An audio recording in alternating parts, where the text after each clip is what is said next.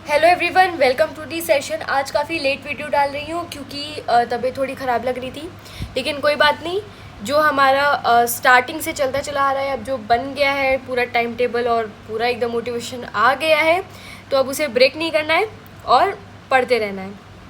तो स्टार्ट करते हैं। आज हमें पढ़ना है committees of the constituent assembly. I hope आपने कल वाला लेक्चर देख लिया होगा जिसमें मैंने ऑब्जेक्टिव रेजोल्यूशन के बारे में बताया था, जो बहुत इंपॉर्टेंट था, बहुत ज़्यादा इंपॉर्टेंट है एग्जाम पॉइंट ऑफ व्यू से। तो उसे तो याद करना है और कोई ऑप्शन नहीं है। आज हम बात करेंगे committees of the constituent assembly की। 8 मेजर कमिटीज़ हैं। इसमें जो मैंने कमिटीज़ मेंशन की हैं ये लाइन वाइज नहीं मेंशन की है, ये मैंने सिर्फ जल्दी से याद हो जाए तो मैंने वैसे मेंशन किया है, वरना अगर आपको लाइन वाइज देखना है तो आप प्लीज़ बुक से याद कर लीजिएगा। लेकिन इसमें जो है वो मैंने ऐसे किया है कि जल्दी से आपको याद हो जाए और काफ़ी कॉम्प्लिकेटेड ना रहे। तो union powers committee, union constitution committee और स्टेट कमेटी, जहाँ पे यूनियन आए और स्टेट मेंशन हो। यूनियन यूनियन देखिए 2 बार दिख रहा है और 1 बार स्टेट दिख रहा है, तो वहाँ आप समझ जाइएगा कि हमारे जवाहरलाल नेहरू जी इसके हेड हैं, चेयरमैन है, हेड है, कुछ भी। ठीक।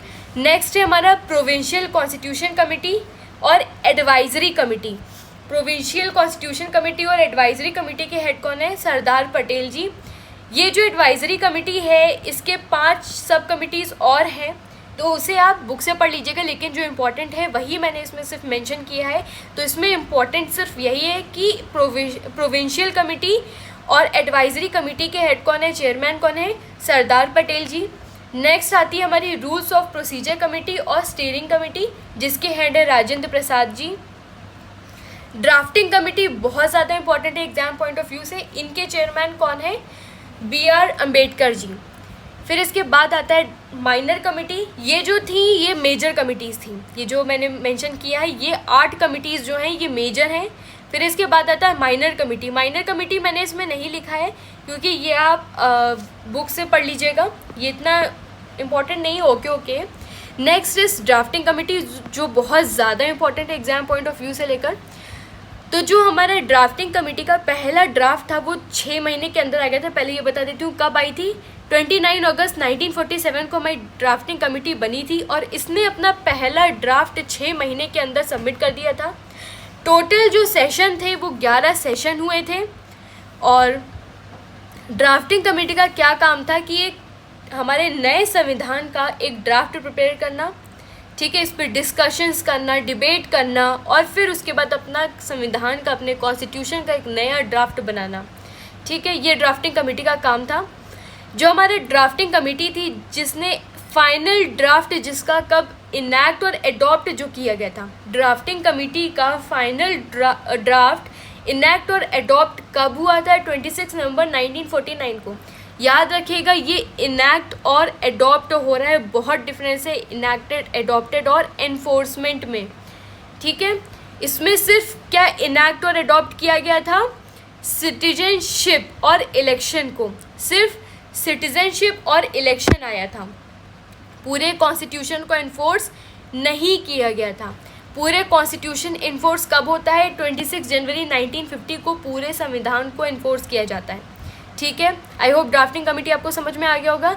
नेक्स्ट है हमारा criticism of the constituent assembly, यानी कैसे संविधान को, कॉन्स्टिट्यूएंट असेंबली को कैसे क्रिटिसाइज किया गया।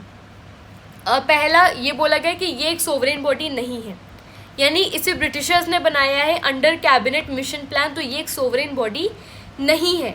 दूसरा कि ये एक रिप्रेजेंटेटिव बॉडी नहीं है।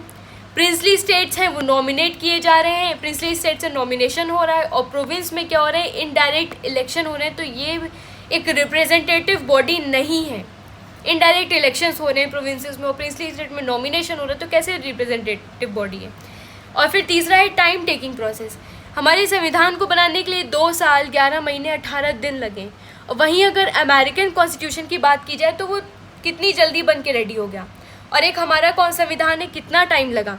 तो क्रिटिसाइजर्स ने ये बोला कि काफ़ी टाइम टेकिंग प्रोसेस था।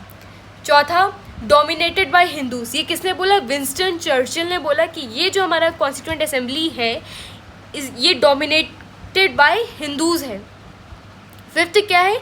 Dominated by lawyers and Congress. ये किसने बोला? ग्रैनविल ऑस्टिन ने बोला कि ये जो है कॉन्स्टिट्यूएंट असेंबली, इसमें लॉयर्स ज़्यादा हैं और ये वन पार्टी है, एक पार्टी नहीं सिर्फ बनाया है, वो है कांग्रेस पार्टी।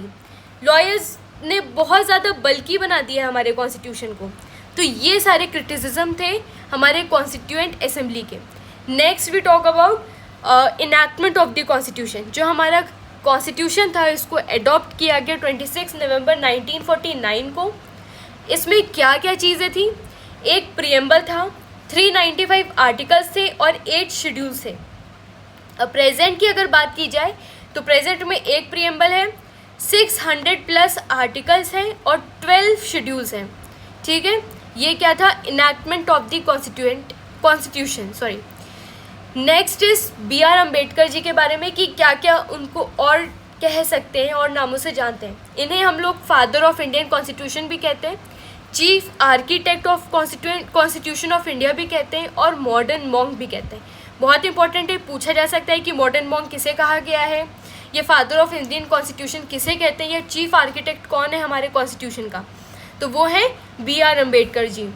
नेक्स्ट कुछ इंपॉर्टेंट फैक्ट्स जो हमें याद रखना बहुत ही ज़्यादा इंपॉर्टेंट है कि जो हमारा एलिफेंट है, एलिफेंट को अडॉप्ट किया था as a symbol of seal constitution assembly ने। ठीक है।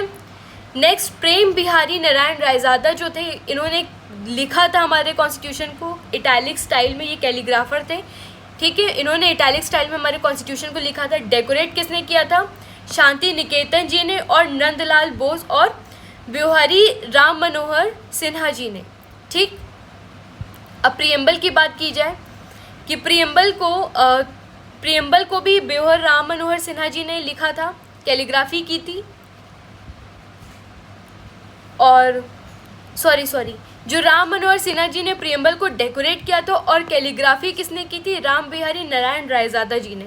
सॉरी, मिस्टेक हो गया। बिहारी राम मनोहर सिन्हा जी ने प्रियम्बल को डेकोरेट किया था और कैलीग्राफी की थी प्रेम बिहारी नारायण रायजादा जी ने।